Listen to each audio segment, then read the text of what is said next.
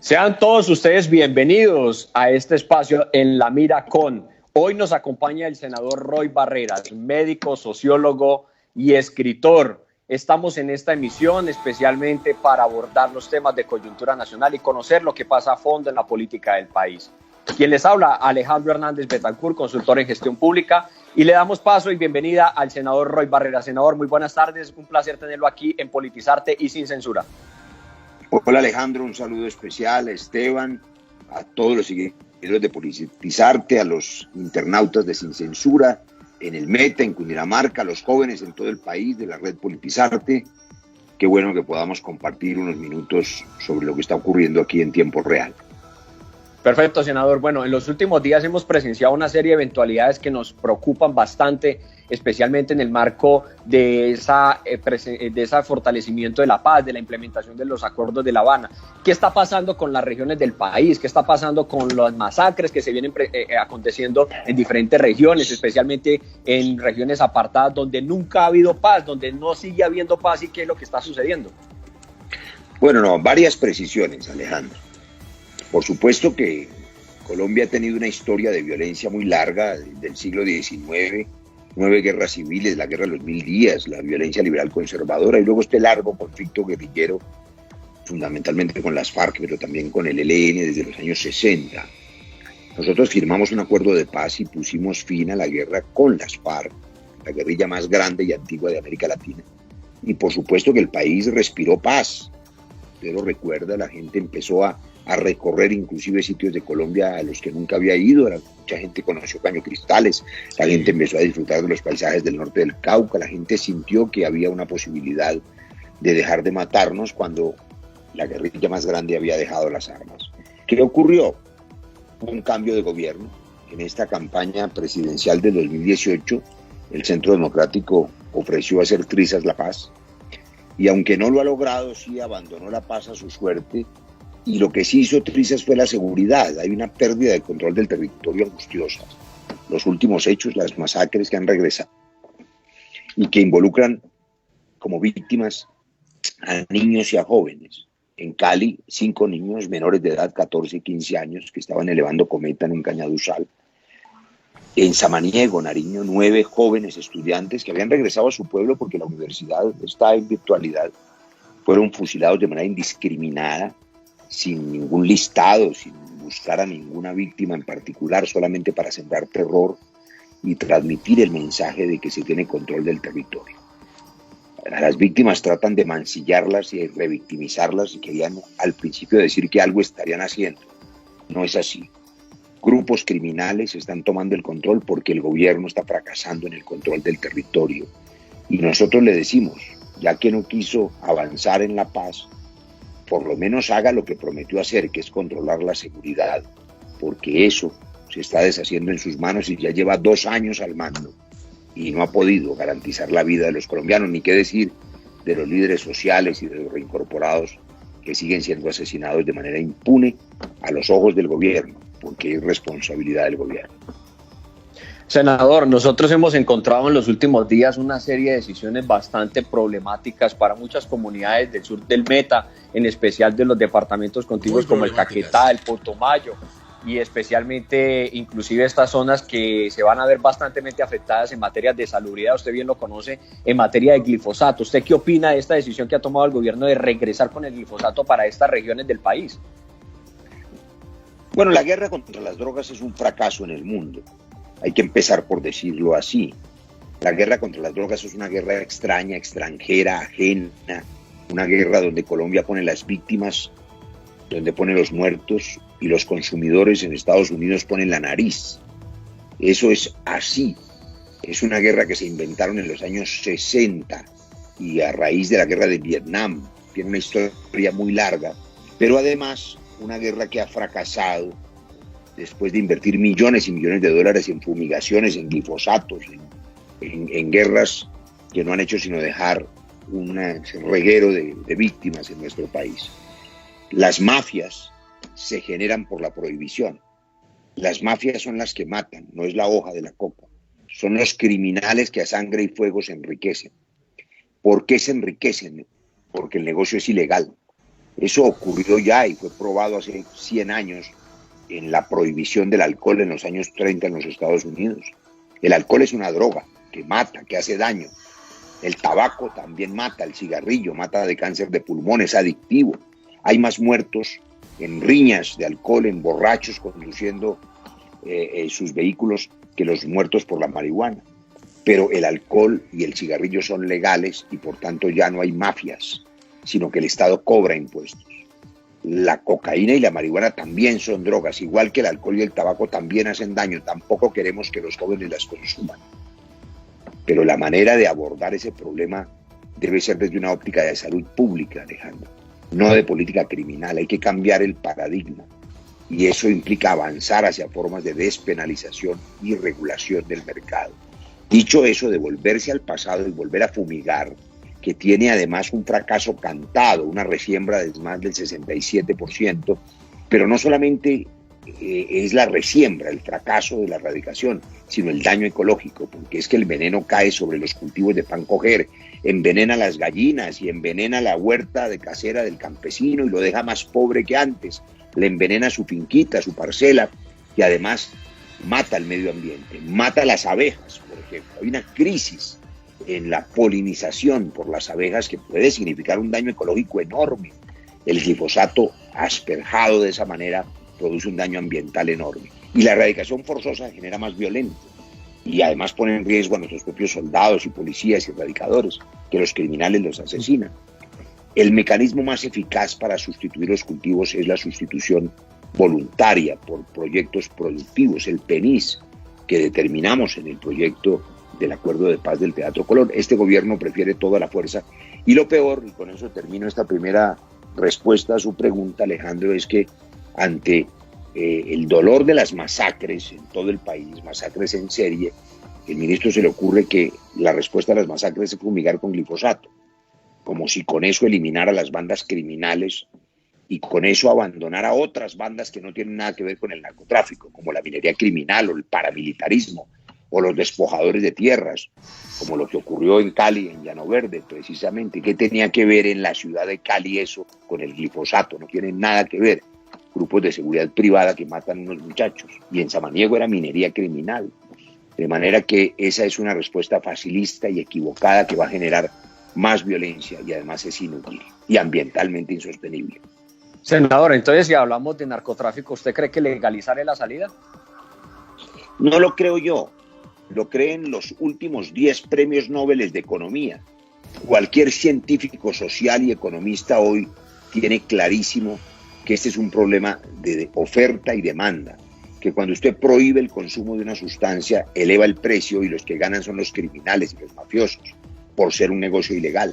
Que si el Estado lo regula y cobra impuestos, como ocurre con el alcohol y con el tabaco, desaparecen las mafias y ese dinero se invierte en la prevención del consumo, es decir, en una óptica de salud pública, de educación, de protección.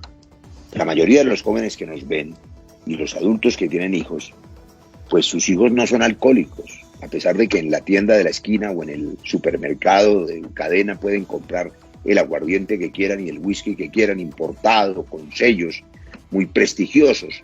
Pues ese alcohol que está en esa botella es una droga que mata, pero no está prohibida. Pagan impuestos y con eso se hacen campañas educativas para que los padres, los maestros, le digan a los jóvenes: el alcoholismo es una enfermedad, no te alcoholices, no conduzcas ebrio. Lo mismo hay que hacer con estas sustancias enteógenas. La marihuana, fíjese esta tragedia de Colombia, desde los años 70 hemos puesto no sé cuántos muertos en la guerra contra la marihuana.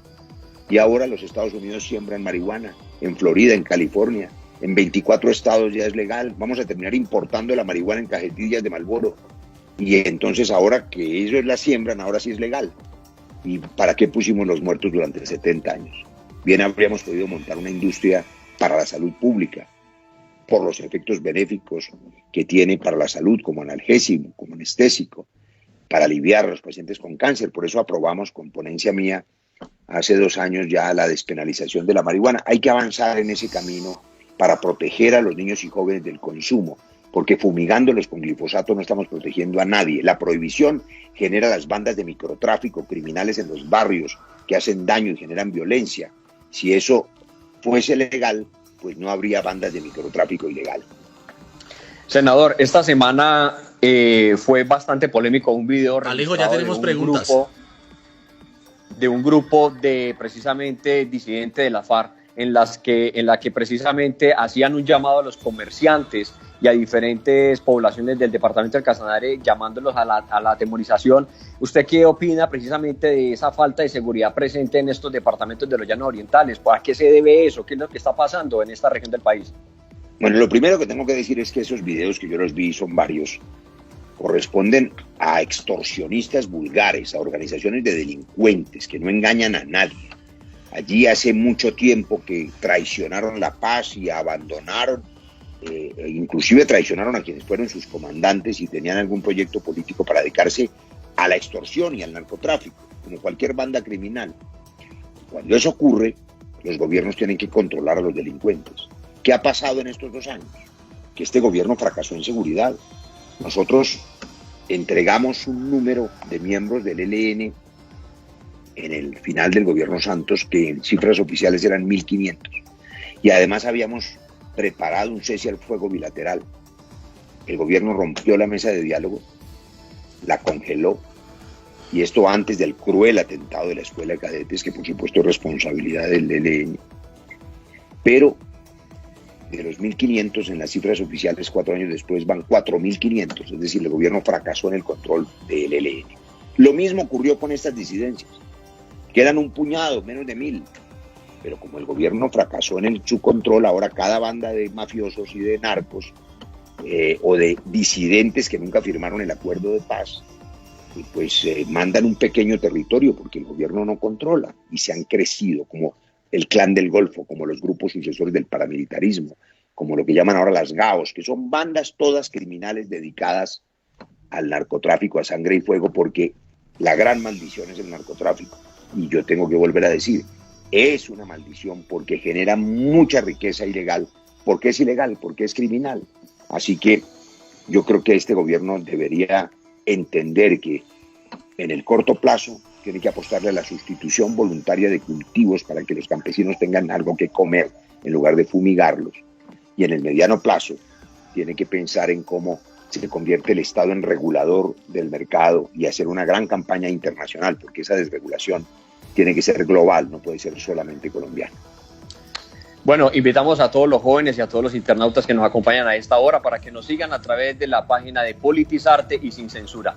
Senador, ¿por qué impulsar el fracking en este momento y no de pronto apostarle a una alternativa de un modelo económico que nos permita poder superar ese modelo extractivista? No, pues es que ayer los derrotamos. Ayer les hicimos esa misma pregunta. ¿Cómo es posible que cuando el mundo enfrenta el cambio climático, cuando la peor amenaza hoy para la extinción de la especie es el cambio climático, cuando el mundo entero tiene que derivar hacia energías alternativas, energía eólica, energía solar, anoche la bancada del Centro Democrático y el Partido Conservador, las bancadas de gobierno, pretendían legalizar el fracking, es decir, envenenar el agua subterránea que nos queda para cambiar por unas migajas, por unas monedas, por unas regalías, el agua envenenada. Eso es lo que nos van a dar a cambio, para dejarle a las nuevas generaciones, a los jóvenes y a los niños que caminarán por esta tierra cuando nosotros nos hayamos ido, un planeta oscuro y contaminado, ¿no? Primero el agua que el petróleo, primero el agua que el oro, primero el aire que el smog contaminante de los combustibles fósiles. Deberíamos estar invirtiendo mucho más en energía alternativa que estar pensando en legalizar el fracking, que destruye esa fracturación del subsuelo, las fuentes subterráneas de agua, y termina extendiendo la contaminación. Afortunadamente los derrotamos ayer y se negó ese artículo en las regalías, lo que es una buena noticia, junto con la buena noticia para los departamentos productores de que el ahorro del fondo petrolero volverá a distribuirse en las regiones productoras, aunque allí también hay una crítica para hacer, y es que el Fondo de Ahorro y Estabilización Petrolera, que es de las regiones, por la crisis del COVID, el gobierno de Duque lo cogió a nivel central y en principio todos pensamos, bueno, ante esta crisis eso es lo que tienen que hacer para poder darle a los hospitales, para poder darle a los trabajadores de la salud, para darle a los gobernantes locales, a los pequeños municipios, para que puedan alimentar la población confinada en marzo y en abril.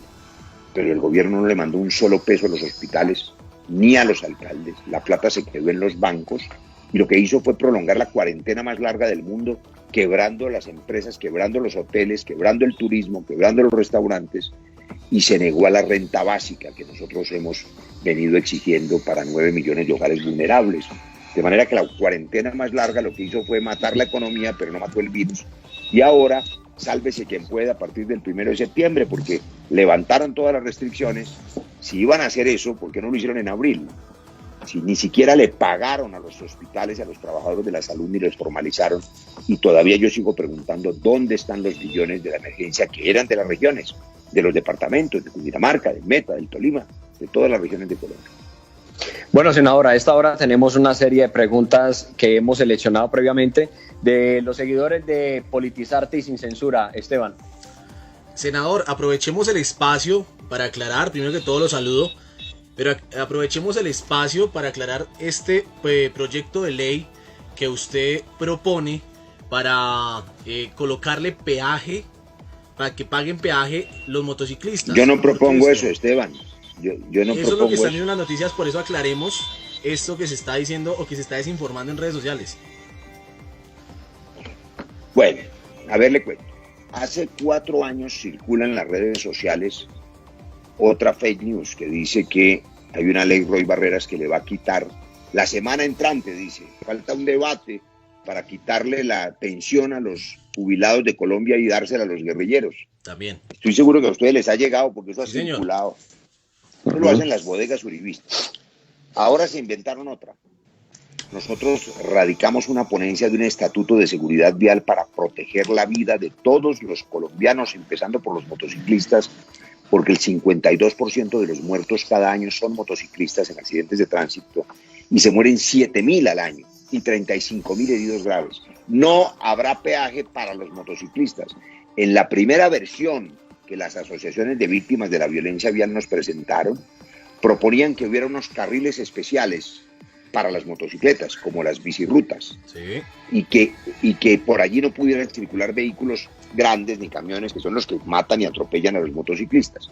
Ellos propusieron que para financiar esas vías, a las motos de alto cilindraje, de lujo, se les cobrara un peaje. Cuando yo hice las cuentas, antes de hacer la ponencia, eso es lo que hay que entender, el ponente revisa, pues primero, lo que pagarían esos muy escasos propietarios de motos de lujo era casi nada.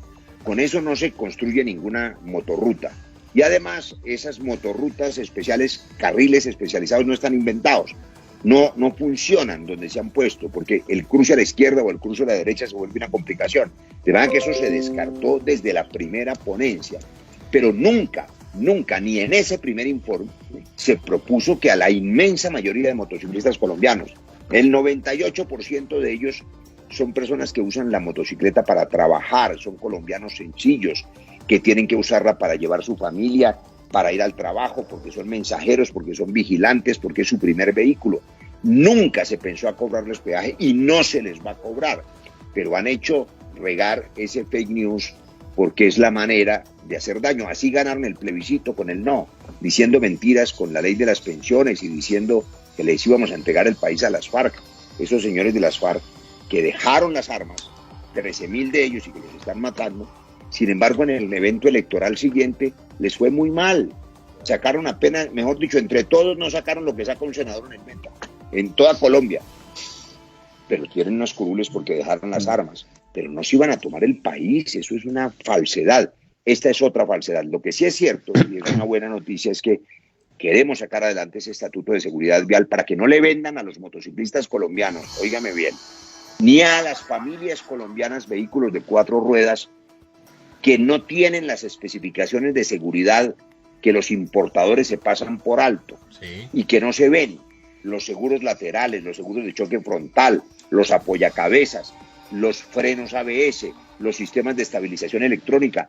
A la familia colombiana le venden un carro en la publicidad y en la vitrina, se ve muy bonito, y a una familia japonesa o alemana le venden el mismo carro a casi al mismo precio, pero allá sí les exigen la seguridad.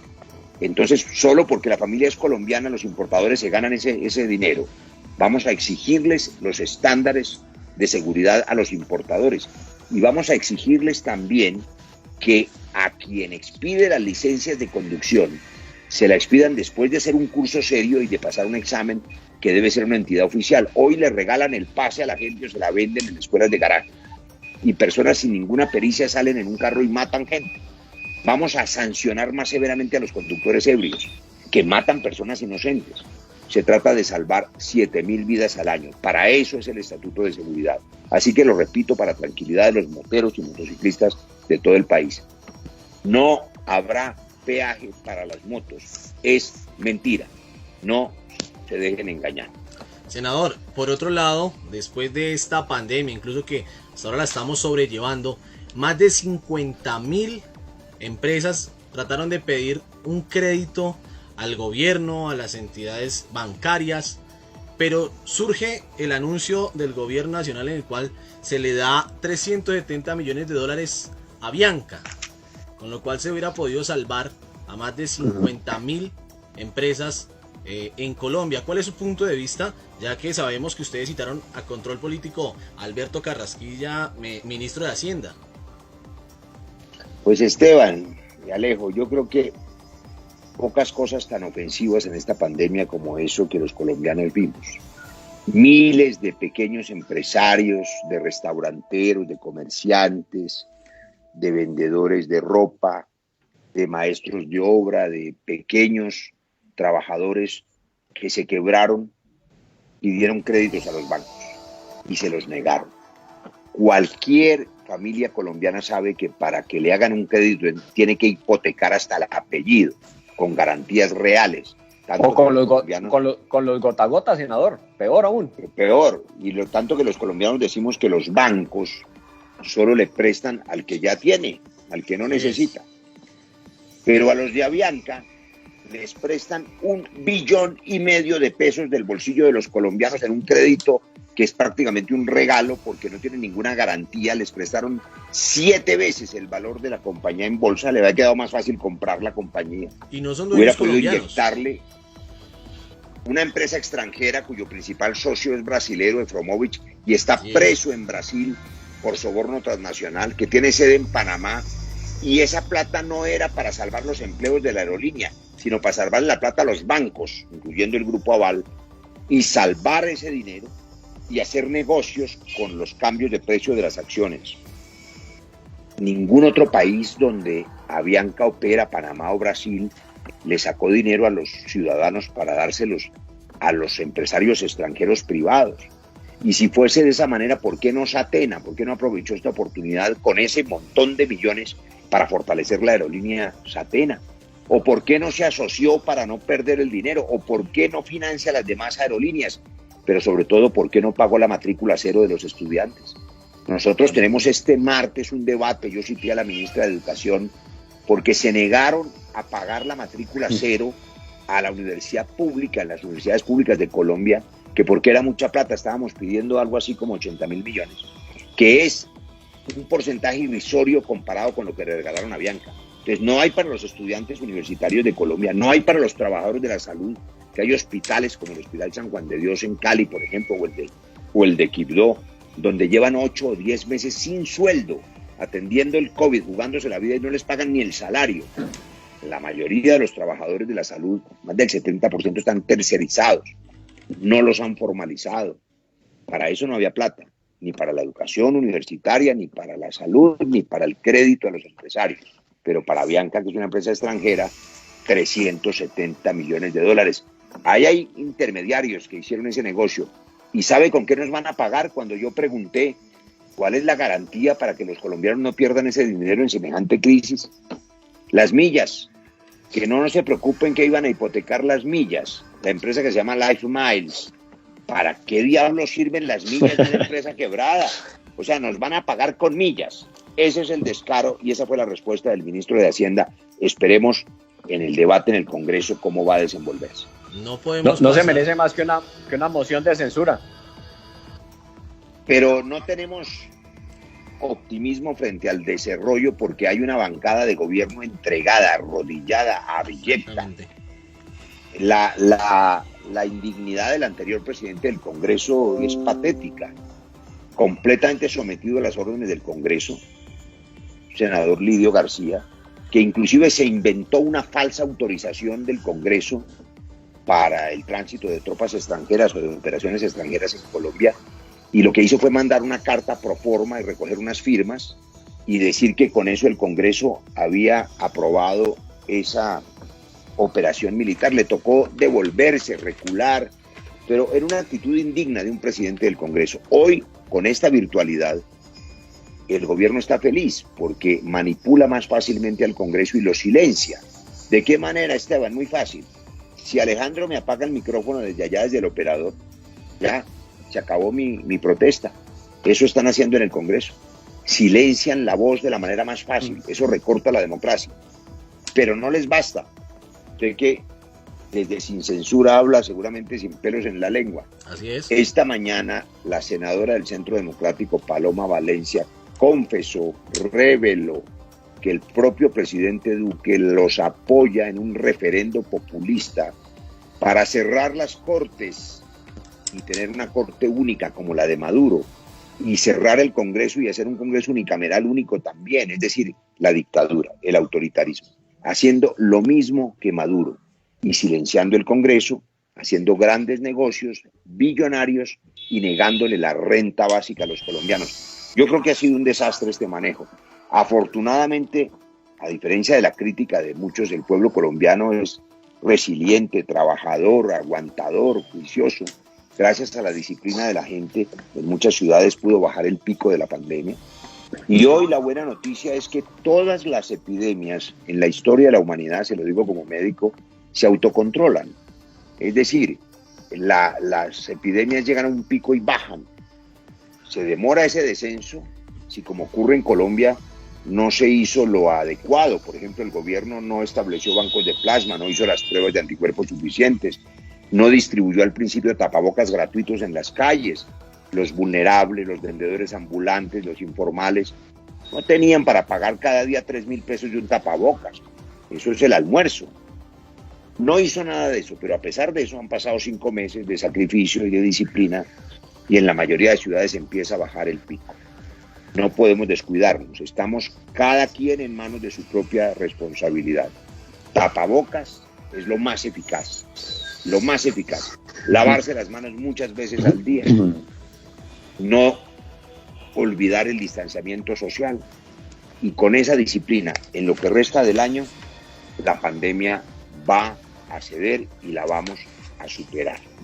Senador, llegamos a una de las secciones últimas de esta charla, esta entrevista que usted nos concede, la cual lo llamamos En una palabra.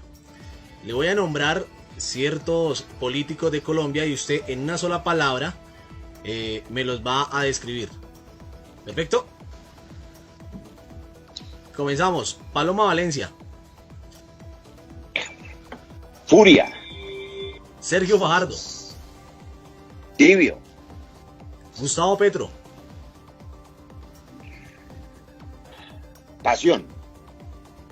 Rodolfo Hernández. Delirio. Álvaro Uribe Vélez.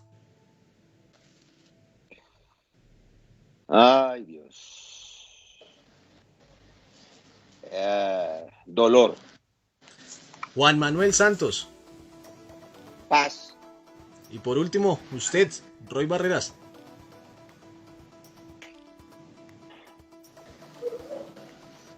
No sé, yo diría que en una sola palabra, no diría que todos somos ilusos.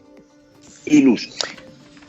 Aleo. Tenemos la ilusión todavía de que este país pueda estar mejor, pero a veces hay tanto dolor, tanta masacre, tanta muerte, que nos parece que hay que seguir trabajando la ilusión, pero de muchas maneras somos ilusos. Senador, antes de despedirlo, recomiéndele un libro a los miles de jóvenes del país que quieren incursionar en política, que quieren un cambio por este país. Un libro. Solo a los que les gusta la política, Pues mi escritor favorito es José Saramago. Yo les diría que empezaran por el ensayo sobre la lucidez, que es una maravilla de crítica a los sistemas políticos y a los sistemas electorales. Pero digamos que si quieren empezar por libros más densos sobre la política, tienen que leer a los enciclopedistas, a John Locke, a Thomas Hobbes, tienen que leer a Max Weber, es decir, si se lo quieren tomar en serio. Pero yo empezaría por Saramago y no pueden dejar de largo el ensayo sobre la ceguera.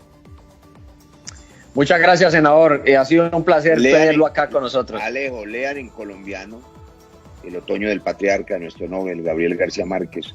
Allí está el otoño de un dictador. Así terminan todos los gobiernos autoritarios. Perfecto, senador. Bueno, y por último, antes de irnos, ¿qué opina del último libro de Juan Manuel Santos? Tienen que leerlo. Tienen que leerlo. Es una muy buena revisión de por qué un país sí puede tener esperanza y optimismo a pesar de esta crisis. Y yo creo que si lográramos implementar el acuerdo de paz, que es en últimas esa receta, reforma rural integral, desarrollo de la Orinoquía plena para hacer agroindustria y exportarle al mundo alimentos, comida, generar empleo desde el campo, desde el agro, desde lo que Colombia tiene, que es un país muy rico, pero en paz, donde se pueda redistribuir la tierra. Hay millones de hectáreas baldías o ocupadas por narcos y grupos ilegales. Si pudiéramos hacer una reforma agraria para que el campo produzca y hagamos una reforma política para arrancar el sistema clientelista de raíz y acabemos con la maldición del narcotráfico, acabándoles el negocio a través de la despenalización y la sustitución voluntaria de cultivos.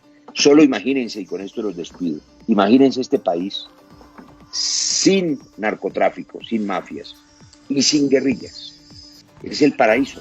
Sí se puede lograr eso a través de solución dialogada a los conflictos y desmontando el negocio criminal del narcotráfico. Senador, muchas gracias, senador. Agradecemos el espacio. También sabemos que usted es una persona muy ocupada, que no para acá, va a seguir su labor en el Congreso. Entonces nos despedimos. Un saludo muy especial para todos. Alejo, un saludo muy especial para ti desde donde te encuentras y para nuestros más de 200.000 seguidores, Alejo. Senador, y a toda la Fuerza de la Paz, muchas gracias por acompañarnos por este especial. Muy amable. Muchas gracias a todos. Que descansen. Feliz fin de semana. Feliz noche. Gracias.